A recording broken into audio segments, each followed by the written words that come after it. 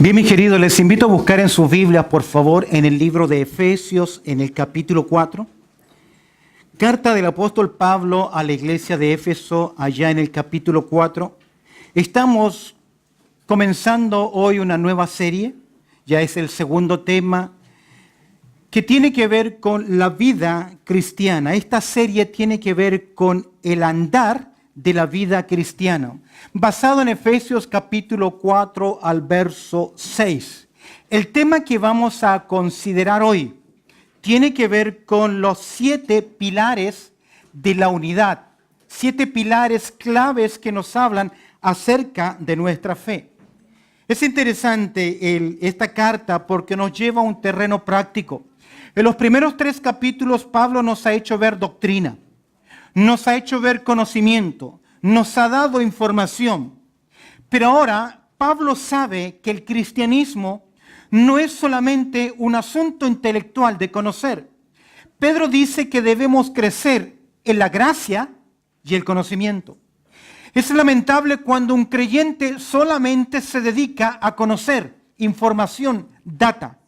Usted la puede obtener fácilmente comprando un diccionario, comprando algunos comentarios. Usted puede obtener data, información. Pero el apóstol Pablo dice que tu vida y mi vida debe ser un equilibrio entre nuestra posición, nuestro llamado y la conducta práctica. Es por eso que Pablo va a utilizar desde el capítulo 4 hasta el capítulo 6 el término andar, que describe eso que tiene que ver con la unidad. Mira conmigo, el cristianismo es un estilo de vida diferente. La vida cristiana es una relación con el autor de la vida. Esta relación con el autor de la vida, que es Jesucristo, Él me da vida. Y esa vida debe afectar, Él me da vida y como resultado, eso afecta en primer lugar, mi relación con Dios, conmigo mismo, con otros creyentes, con el mundo.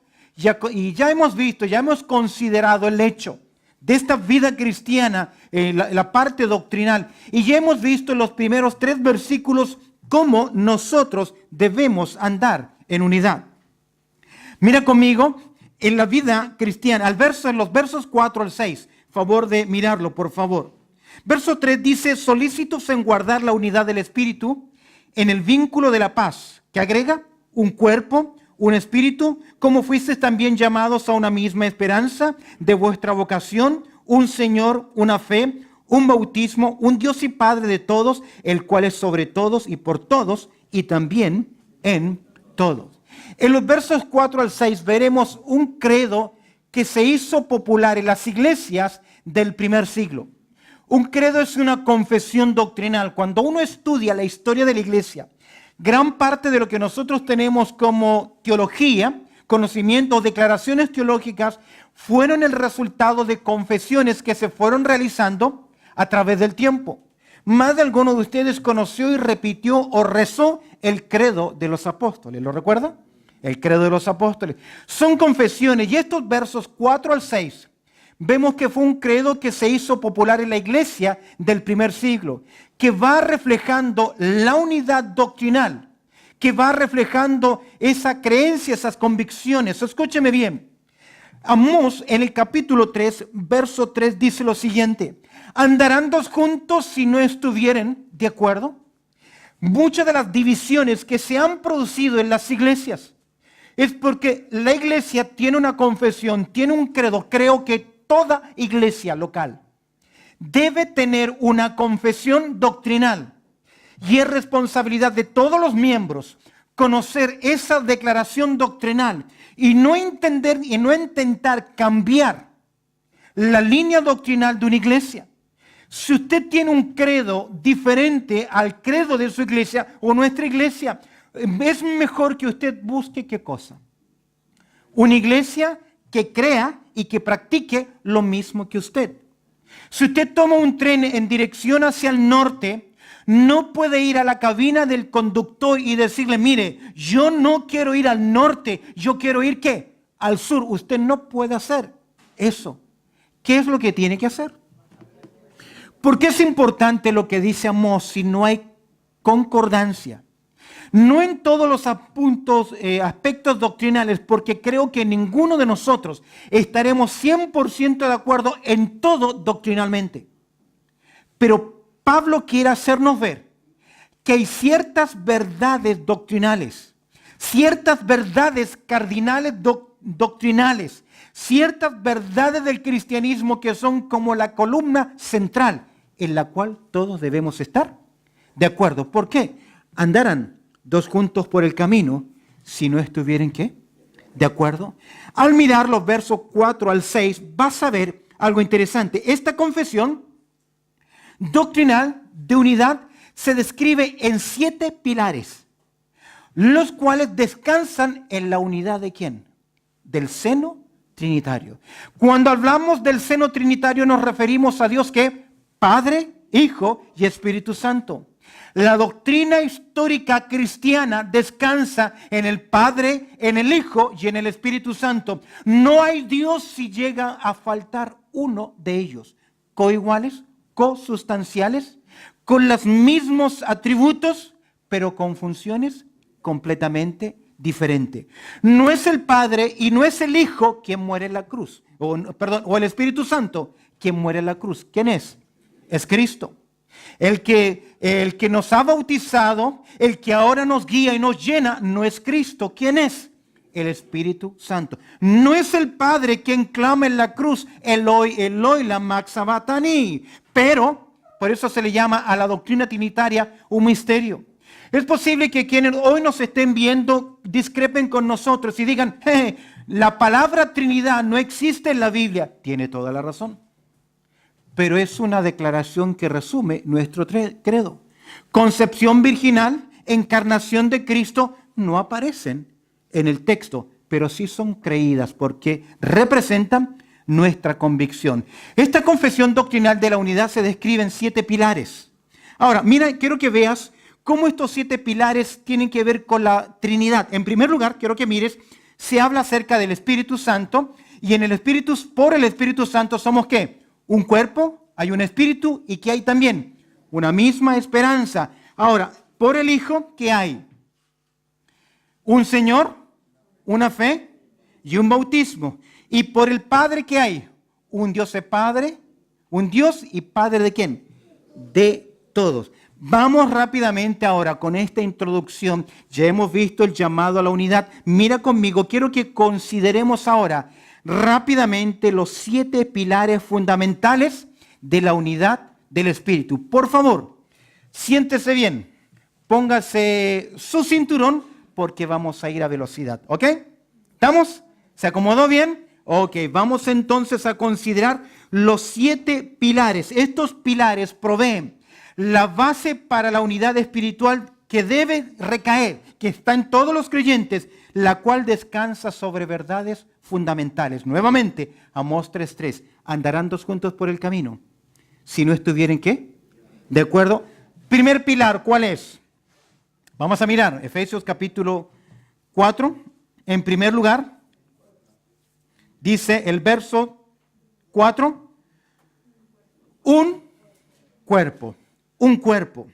La palabra cuerpo describe acá, nos habla acerca de la unión que tenemos usted y yo con Cristo Jesús. Esto nos habla del cuerpo de Cristo. Esto no se enseñó en el Antiguo Testamento. Jamás en la antigua dispensación se habló de que los creyentes estaban en Jehová y Jehová estaba en ellos. Se representa como una congregación, se presenta como el pueblo de Dios, pero es a la luz del Nuevo Testamento que se nos enseña que la iglesia, que es un cuerpo, un organismo vivo.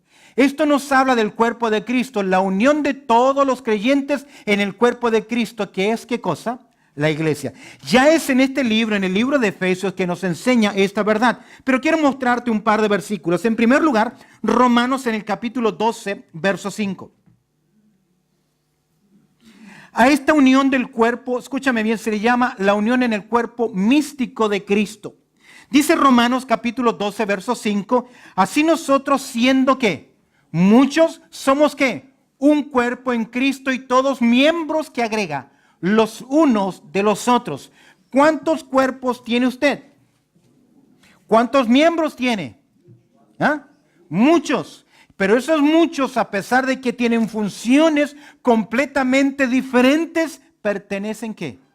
A una misma unidad. Más claro, en 1 Corintios capítulo 12, versículo 12, Pablo es el que más recibe esta revelación acerca de cuerpo o unidad. Mira el capítulo 12, verso 12, porque así como el cuerpo, esto es el cuerpo humano, es uno, ¿y qué dice Pablo?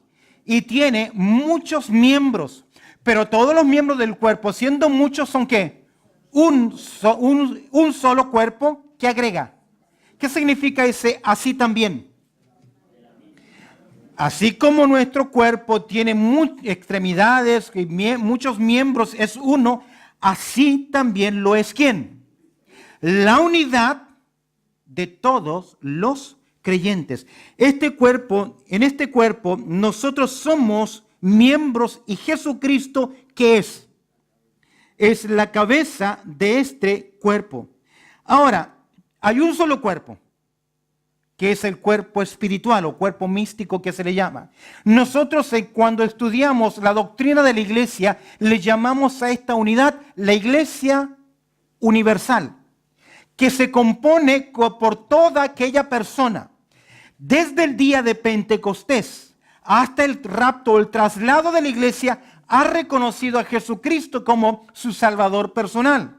Esta iglesia universal no tiene una denominación, solamente tiene una confesión, Cristo Jesús. Y en la actualidad esta iglesia universal está en formación. Día a día, cuando alguien recibe a Cristo como su Salvador personal, viene a ser parte ¿de qué? De esta gran iglesia universal.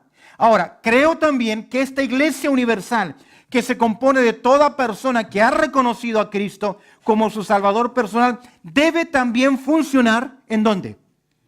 En una iglesia local. Ya que todas las cartas del Nuevo Testamento, ¿a quién fueron escritas? A iglesias locales. Ahora, hay un solo cuerpo, pero hoy estamos muy divididos por denominaciones. Ahora, ¿cómo usted y yo somos parte de este cuerpo, del cuerpo de Cristo, en el momento en que nosotros recibimos a Cristo como nuestro Salvador personal? Quiero que observes en esta forma de pertenecer en primer lugar nuestra posición. ¿Cuál es la posición que ahora los creyentes tienen? Si tienes tu Biblia abierta en 1 Corintios capítulo 12, ya Pablo el verso 12 ilustró el cuerpo físico, muchos miembros, un solo cuerpo. Quiero que observes el verso 13, la posición del creyente. ¿Cómo es que usted y yo vinimos a ser parte del cuerpo de Cristo? ¿Por qué? La confesión nuestra es que hay un solo cuerpo, no muchos. Ahora, dice el verso 13 de 1 Corintios capítulo 12, porque, ¿lo tienes? Porque por un solo espíritu. ¿Cuál espíritu? Uno solo. ¿Cuál es el espíritu? El Espíritu Santo. Por un solo espíritu, ¿qué dice el texto? Fuimos ¿qué? Todos bautizados en un cuerpo. Y agrega Pablo, las grandes divisiones étnicas de aquel momento. ¿Cuáles eran? Judíos o griegos. Las grandes divisiones sociales. ¿Cuáles eran? Esclavos o libres. Pablo está diciendo, no importa el origen de donde tú vienes, tu background. No importa tu función social, si eres rico o eres pobre. Lo que sí debes entender, que el cuerpo del Señor Jesucristo es ¿qué? Uno solo. ¿Y cuándo venimos a ser parte? ¿Cómo el creyente viene a posicionarse en el cuerpo de Cristo? Aquí lo dice. ¿Cuándo? ¿Cuándo? Dice, porque por un solo espíritu fuimos todos ¿qué? ¿Cuándo fui bautizado en el Espíritu Santo? ¿Por el Espíritu Santo o con el Espíritu Santo? ¿Cuándo? Aquí el cristianismo ya está dividido. Algunos creen que ya es creyente y tiene que orar para recibir el bautismo del Espíritu Santo. Otros dicen, te tienes que bautizar en agua y después que te bauticen en agua vas a recibir. Otros dicen, no, tienen que imponerte las manos para que lo reciban. Escúcheme bien. Yo recibí el bautismo del Espíritu Santo en el momento en que reconocí a Cristo como mi Salvador personal. En ese momento recibí el Espíritu Santo, recibí el sello y el Espíritu Santo, ¿qué hizo? Me puso en el cuerpo de Cristo, un solo cuerpo. Esta doctrina y este punto doctrinal desde fines de los años 1800, comienzo de los 1900, lamentablemente ha dividido el cuerpo de Cristo. Porque hay creyentes que culpan a otros que no tienen el Espíritu Santo y los ven como muertos y que no tienen vida espiritual y que les enseñan que deben buscar el bautismo del Espíritu Santo. Yo les pregunto que me muestren un versículo de la palabra de Dios donde diga que tienen que buscar el Espíritu Santo. No lo encuentran. Pero alguno me dirá, pastor, ¿y usted no ha leído cuando Jesús dijo, si vuestros padres terrenales saben dar buenas dádivas a vuestros hijos, cuánto más vuestro Padre Celestial os dará qué? El Espíritu Santo a los que se lo pidan. ¿Ve que ahí dice que hay que pedirlo? Tiene toda la razón. Pero no ha entendido que el Espíritu Santo antes estaba con ellos. Pero desde Pentecostés en adelante está en nosotros. Hay una transición del Espíritu Santo y ese día llegó en el día de Pentecostés. No encuentra usted en el Nuevo Testamento ningún mandato y como yo soy parte del cuerpo de Cristo, recibí a Cristo como mi Salvador personal, pero el Espíritu Santo, ¿qué hizo? Por un solo Espíritu, ¿qué? ¿Fuimos quiénes? Todos. ¿Qué significa la palabra todos? Todos los creyentes fueron bautizados en un cuerpo, sean judíos o sean griegos. Y agrega, y a todos se nos dio a beber ¿de quién? De un mismo espíritu. Pablo pregunta a los hermanos de Corinto y dice así, el que no tiene el espíritu de Cristo, ¿qué? No es de él. Decirle a un hermano, a una hermana en la fe, tú no has recibido el Espíritu Santo, el bautismo del Espíritu Santo, es decirle ¿qué cosa? Que no eres un creyente. Ahora usted me dirá, pero el bautismo del Espíritu Santo tiene evidencias y hay fuego. ¿Dónde? ¿Cómo lo puede sustentar?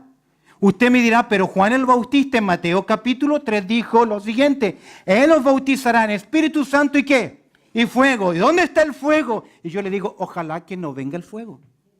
Porque si usted lee muy bien Mateo capítulo 3, usted verá lo siguiente, que él dice, el aventador está en su mano y él recogerá la paja y ¿dónde la va a poner? ¿En el fuego? Todo árbol que no da buen fruto será cortado y echado ¿qué? Al fuego. Juan está diciendo que los que creen en él recibirán el Espíritu Santo, bendición, y los que no creen recibirán ¿qué? Juicio. Entonces hay algunos hermanitos que le están pidiendo a Dios que cuando dicen manda fuego, Señor, manda fuego. ¿Qué le están pidiendo? Menos mal que Dios entiende que a veces tenemos que errores.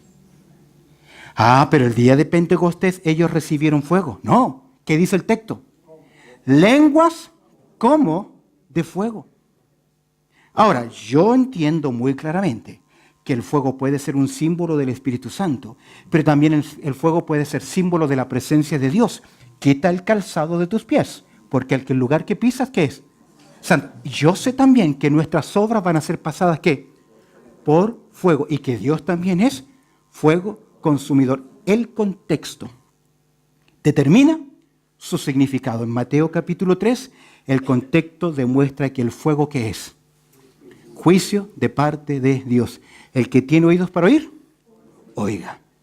En primer lugar, la posición del creyente. En segundo lugar, la presencia, el precio de la posición del creyente. ¿Cuál fue el precio por el cual yo soy parte de un cuerpo? Hechos capítulo 20, verso 28 dice que el Señor Jesucristo compró la iglesia ¿con qué? Con su propia sangre. ¿Qué valor debemos darle? El Señor le dio ¿qué? Su vida por la iglesia. Es por eso que Saulo de Tarso, ¿a quién perseguía? ¿A quién perseguía? A los del camino, a los cristianos. Él no sabe nada acerca de la iglesia. Él ve a los discípulos de Cristo como sus enemigos, como burladores, como blasfemos. Y él los persiguió y obligándolos a renunciar de su fe. Y en Hechos capítulo 9, cuando él cae de la soberbia de su caballo, escucha una voz que le dice ¿qué? Saulo, Saulo, ¿qué? ¿Por qué me persigues? ¿A quién perseguía él? ¿A Cristo? No, él perseguía a sus discípulos, pero él entendió en ese momento que cuando él perseguía a un miembro del cuerpo de Cristo, ¿a quién estaba persiguiendo? ¿Por qué? Porque él, la oposición de los creyentes y por el precio que él pagó. Entiéndase esto ahora. Cuando usted actúa mal en contra de un creyente, hablando mal, reaccionando mal, enfrentando mal las cosas, ¿a quién está ofendiendo? No solamente al hermano. Es por eso que somos llamados a cuidar, ¿qué cosa? La unidad del Espíritu, el precio de la posesión, finalmente el propósito. ¿Para qué estamos? Mire Efesios capítulo 4, verso 16. ¿Cómo vine a ser parte del cuerpo de Cristo? Mi posesión fue en el momento en que yo recibí a Cristo, fui bautizado con el Espíritu Santo y me puso en el cuerpo de Cristo. El precio de la posesión del creyente es la sangre que Cristo pagó por nosotros. El propósito en el cuerpo, ¿cuál es su función? ¿Cuál es mi función? ¿Estás ahí en Efesios capítulo 4? Mire conmigo lo que dice el verso 16. ¿De quién todo el cuerpo, bien concertado y unido entre sí, por todas las coyunturas que se ayudan mutuamente, según la actividad propia de quién?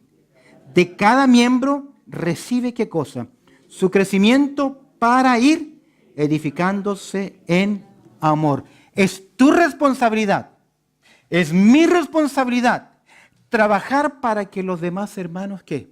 Sean también, ¿qué? Edificados. Ahora, ¿qué estás haciendo tú por el cuerpo visible, esta iglesia local? ¿Qué estás haciendo para la edificación de los demás hermanos? Porque venir acá, disfrutar del culto, cantar, es lo que yo recibo. ¿Qué dice el escritor a los Hebreos? Mira conmigo, por favor, el capítulo 10. Mira el verso 24 y 25. Hebreos capítulo 10, versículo 24 y 25. Mira lo que dice. ¿Lo tienes? Amén. Si no tiene el Biblia, el que está a su lado, compártale. Mira lo que dice el verso 24. Y considerémonos unos a otros, ¿para qué? Para estimularnos al amor y a las buenas obras, no dejando de congregarnos como algunos tienen por costumbre, sino exhortándonos, y tanto más cuando veáis que aquel día se acerca. Quiero que observes estos dos versículos y me digas, ¿qué es mi responsabilidad en el cuerpo? ¿Qué dice el texto? ¿Qué debo hacer yo? Primero, el verso 24, ¿qué debo hacer? ¿Considerar a quién? ¿A mí mismo? No a los demás. ¿Qué más? ¿Qué debo hacer? Estimular ¿a quién? A los demás. ¿Cómo lo hago? En amor. ¿Qué más debo hacer? Verso 25. ¿Debo qué? ¿Qué dice ahí? Congregarme. Y finalmente, ¿qué debo hacer? Exhortar. ¿Cuál de estas acciones son para mi beneficio? No, ninguna. No, porque usted viene para congregarse. Usted viene para considerar. Usted viene para estimular. Usted viene para exhortar. ¿Usted viene a qué? A dar. Y cuando damos, ¿Dios qué hace? Nos bendice. Pero a veces pareciera que nosotros nos hemos acostumbrado a que en la iglesia llegamos, ve con esos andadores de los... Bueno, hoy todo es casi eléctrico, computarizado. Pero cuando yo era niño, lo primero que me regalaron fue un triciclo. ¿Lo conoció? ¿Anduvo en uno de ellos? Yo a veces veo a los hermanos que ahí entran con su triciclo y casi los veo en pañales, esperando que le demos la lechita de la semana para luego continuar. Y a la salidita esperan que uno le haga, porque no hemos ¿qué? Crecido. Creemos que solamente es ¿qué? Recibir, cuando debemos ¿qué? Dar. Somos un cuerpo en Cristo Jesús. Un cuerpo, veamos en segundo lugar. ¿Cuál es el segundo pilar? Un espíritu. ¿Qué espíritu? Un cuerpo, ya dijimos que es el cuerpo de Cristo. Fuimos parte del cuerpo de Cristo en el momento de recibir a Jesucristo como nuestro Salvador personal y el Espíritu Santo nos colocó ahí. Ahora, usted debe tener claro cuál es el cuerpo de Cristo, la iglesia. Usted debe tener claro quién es la cabeza de la iglesia. ¿Quién es? El Señor. ¿A quién se debe dar la gloria? ¿A quién se debe exaltar? En la iglesia, la gloria, ¿para quién es? Para nuestro Señor Jesucristo. Y nosotros vivimos para servirle a Él. Ahora, un espíritu. Obviamente se refiere al Espíritu Santo. Se refiere al Espíritu Santo, que es el hermoso de la promesa. Retrocede, por favor, en Efesios al capítulo 1. Creo que observe, verso ahí 13. Miren lo que Pablo nos ha enseñado ya sobre el Espíritu. Verso 13, ¿estás ahí? Dice, en Él también ¿quiénes? Esos vosotros son los creyentes de Éfeso, usted y yo. En Él también vosotros, habiendo oído la palabra de verdad. ¿Cuál es esa palabra de verdad? ¿Qué dice el texto? El evangelio de vuestra salvación. ¿Y qué hay que hacer con el evangelio? Hay que oírlo. ¿Y qué más? Hay que creerlo. Y habiendo creído en Él, ¿en qué creímos? En el mensaje, recuerda Romanos capítulo 10, verso 17, que dice que la fe viene por él oír. ¿Y el oír qué? Para que la persona sea salva, debe oír claramente ¿qué cosa? El evangelio de Cristo Jesús. Y aquí tenemos a una persona que ha oído el evangelio y que ha respondido positivamente al llamado del evangelio. ¿Cómo respondió? Creyendo y recibiendo ¿a quién? A Cristo como su Salvador personal. Mira lo que agrega ahora Pablo. ¿Fuisteis qué? ¿Qué es el sello? ¿Qué es un sello? Es una marca, es un distintivo, es una señal. En aquel tiempo, como los vaqueros en los Estados Unidos, ellos movían ganado. ¿Qué tenían que hacer con el ganado? Ponerle una marca que significaba cuál era su propietario. Ellos movían madera y la madera era marcada para que al ponerla en el río, la gente supiese, los trabajadores supiesen cuál era qué. ¿A quién pertenecía? En el momento, escúcheme bien, que usted recibió a Cristo como su Salvador personal, usted recibió ¿qué? Una marca permanente. Esa marca, gloria a Dios, significa que yo le pertenezco ¿a quién? Antes le pertenecía ¿a quién? Al enemigo, a Satanás, al diablo. Pero ahora yo tengo la marca, la señal en mi vida porque le pertenezco a Él. Y como dice el himnólogo, no por este tiempo, sino que por toda la eternidad. Ahora, ese sello, esa marca, ese distintivo, ¿qué es? Míralo. ¿Qué es? El Espíritu Santo ¿de qué? ¿Qué promesa? La que Jesús dijo. Yo voy al Padre y les conviene que vaya al Padre porque si no me fuese, el Consolador no vendría. Ahora, cuando me fuese, lo enviaría. Y dice Jesús, y yo rogaré por vosotros. Queridos, cuando el Señor Jesucristo ascendió al cielo, a los 10 días después, vino el Espíritu Santo. Y cuando una persona recibe a Cristo, es el propio Espíritu Santo que lo sella. Usted se convierte en la morada, en el templo ¿de quién?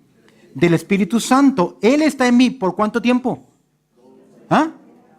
Hoy, pero David dijo, no apartes ¿qué?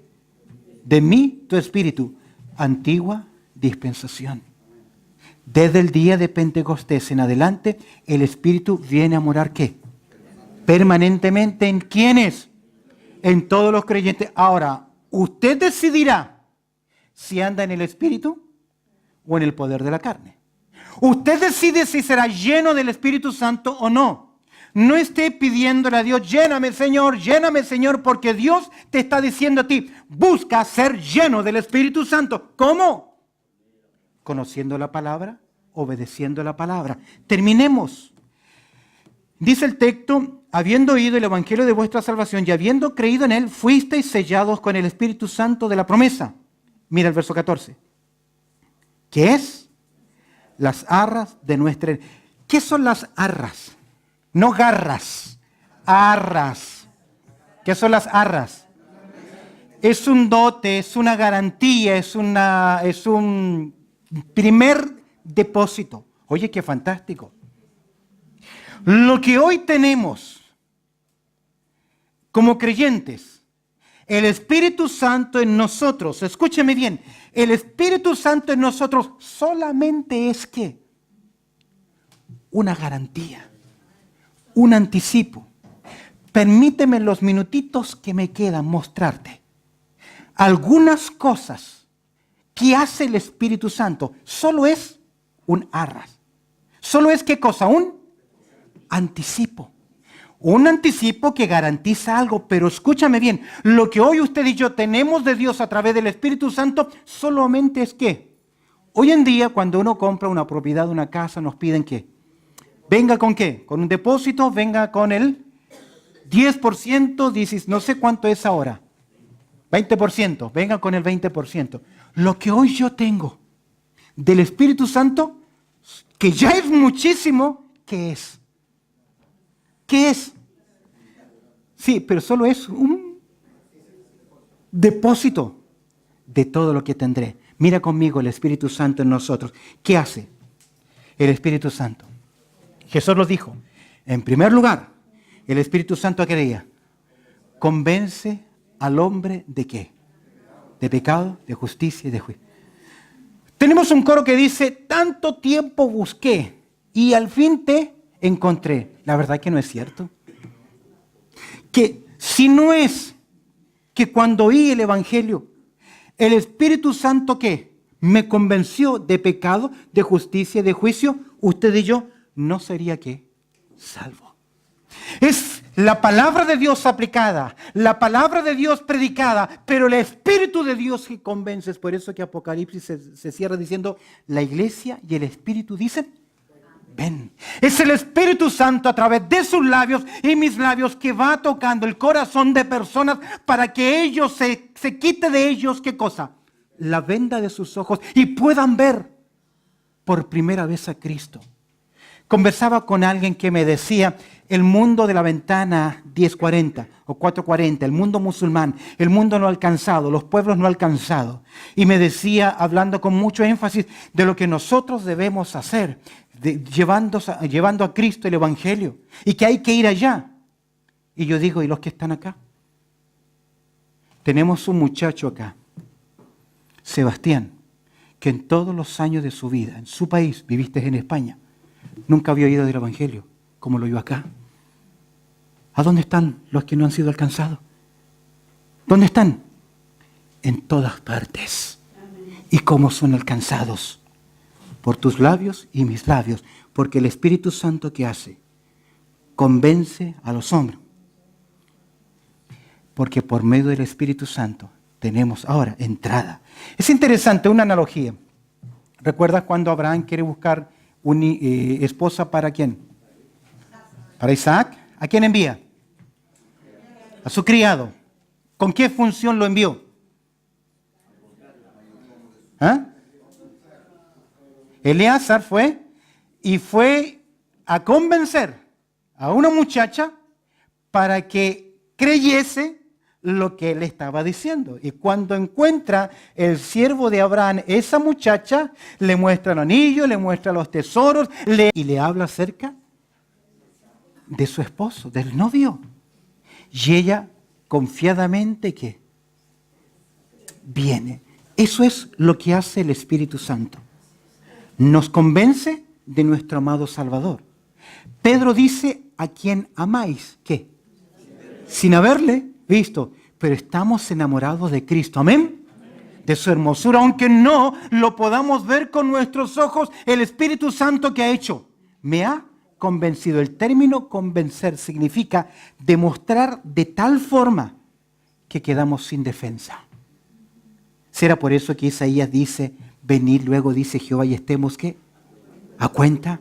El Espíritu Santo me muestra a Cristo, me muestra mi culpabilidad, me muestra la justicia de Cristo, me muestra el juicio de Satanás y me hace ver que solamente hay una persona que puede cambiar mi vida, Cristo Jesús. Pero no solamente convence, ¿qué hace también? Jesús se lo dijo a Nicodemo, el que no naciere de agua y del Espíritu. El Espíritu Santo sabe qué hace, no simplemente me convence, sino que también ¿qué? Me convierte, lo que la Biblia le llama el nuevo nacimiento. Lo que la palabra de Dios le llama la regeneración. Eso es lo que obra el Espíritu Santo después que me convence, que yo veo a Cristo, reconozco a Cristo. El Espíritu Santo, ¿qué hace? Me convierte. Por eso que 2 Corintios 5:17 dice, de modo que, si alguno está en Cristo, ¿qué? ¿Eres nueva criatura? Amén. ¿Te has convencido? ¿Te has qué? ¿Convertido o conmovido? Porque muchos se conmueven, muchos se emocionan. Es por eso que cuando se habla en la parábola de los terrenos, de 4 terrenos, ¿solo qué? Uno responde. ¿Seré yo, Señor, ese terreno que responde? ¿El Espíritu qué hace? ¿Convence? ¿Qué más? ¿Convierte? No los convertimos nosotros. Es el Señor que los convierte. Y cuando Él los convierte, ¿qué hace? Produce el cambio en su vida. Me convence, me convierte, y ahora ¿qué hace? Me coloca ¿dónde? En el cuerpo de Cristo, y no simplemente me coloca en el cuerpo de Cristo. Me dice, yo quiero que en ese cuerpo que te he puesto, quiero que tú me sirvas. ¿Qué hace el Espíritu? Nos capacita. Mira lo que dice 1 Corintios 12, verso 7. 1 Corintios capítulo 12, versículo 7, mira lo que dice.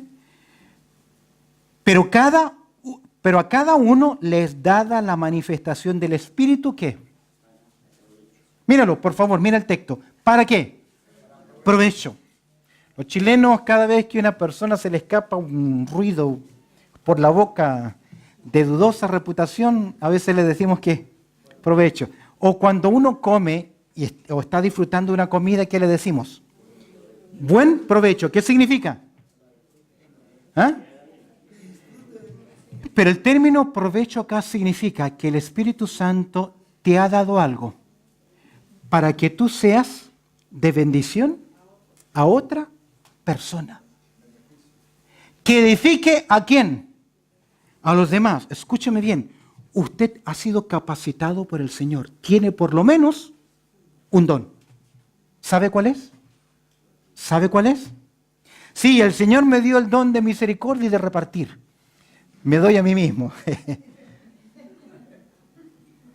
Por eso es que cuando algunos enseñan y malinterpretan el texto de Pablo cuando dice el que ora en lenguas, a sí mismo ¿qué? Está diciendo, no importa que nadie me entienda porque yo me estoy ¿qué? No ha entendido el concepto de edificación. ¿Por qué, mis queridos? Porque Pablo dice, todo don tiene que ser ministrado en amor. Y el amor jamás busca ¿qué? Lo suyo. Por eso Pablo dice que si recibiste un don, fue para beneficio, fue para provecho. Mira el verso 11. Pero todas estas cosas las hace uno y el mismo Espíritu, ¿estás ahí? Repartiendo ¿a quién? A cada uno en particular ¿qué? Como Él quiere. Los dones espirituales, escúchame bien, no son de capricho personal. Usted puede ayunar 40 días y hacer muchas actividades, pero si el Espíritu Santo no le dio ese don, no lo va a tener porque Él se lo dio soberanamente para que usted edifique el cuerpo de Cristo. Yo sé que el Señor me dio, por ejemplo, el don de enseñanza. ¿Cuál es mi función? Si a mí me dio el don de servicio, ¿cuál es mi función? ¿A quién debo servir? Si el Señor me dio la capacidad de exhortar, ¿a quién debo exhortar? Al pueblo del Señor. Ahora, cuando yo exhorto, jamás es para hundir. El que exhorta para hundir, no sirve. ¿Qué hizo el Espíritu Santo? El tiempo se me ha ido. Convence, convierte, coloca, capacita y finalmente, ¿qué hace? Conduce. Texto interesante. Efesios capítulo 5, verso 18, ¿qué dice? Terminamos ahí. ¿Qué dice? No os embriaguéis con vino, en lo cual hay disolución. Antes bien, sed ¿qué? Llenos del Espíritu Santo. Les explico y termino. Cuando Pablo dirige esta carta a los hermanos de Éfeso, el fin de semana, todos los gremios, agricultura, textil, etcétera, etcétera, se reunían en celebración. Era un culto en adoración a un dios conocido como Dionisio o Baco. No Sobaco, Baco. Baco era el dios del vino. Y se reunían por ley, ¿a qué? A adorar al dios Baco. Y Pablo le va a decir, los creyentes no deben hacer eso. No os embriaguéis con vino. ¿Qué produce el vino en una persona? ¿Qué es disolución? No desilusión. Disolución, ¿qué es? Descontrol. Pérdida del sentido. Es por eso que usted bajo alcohol no puede conducir. Bajo medicamentos que afectan no puede usted trabajar en maquinaria. ¿Por qué? Penado por la ley. Porque no está ¿qué? En su sentido. Ahora Pablo dice, no os embriaguéis con vino, en lo cual hay disolución. ¿Qué agrega? ¿Qué agrega? ¿Qué dice el texto? Antes bien, ¿qué significa? Por el contrario. ¿Qué sería entonces lo contrario? Si yo por el vino estoy ¿qué? Tratando de abrir la puerta de mi casa. Bajo la llenura del Espíritu Santo, ¿qué debe haber? Lo opuesto. Control, dirección. Antes bien sed ¿qué? ¿Quién debe ser lleno? ¿Quién debe ser lleno? ¿Qué creyente? Todos los creyentes. ¿Quién debe buscar la llenura? Todo creyente. Ahora, ¿qué es la llenura? ¿Qué significa la palabra llenar?